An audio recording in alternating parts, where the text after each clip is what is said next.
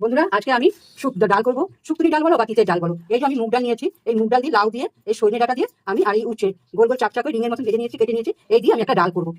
ডালটা তোমরা দেখো কেমন করে করছি। ডালটাকে আমি ভালো করে ধুয়ে নেবো।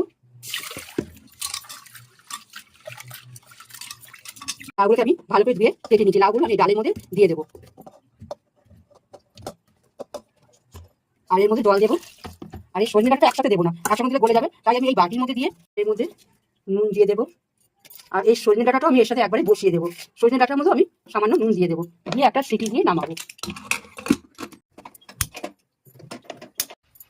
এর মধ্যে আমি অল্প তেল দিয়ে দেবো। এগুলোকে আমি ভেজে নেবো।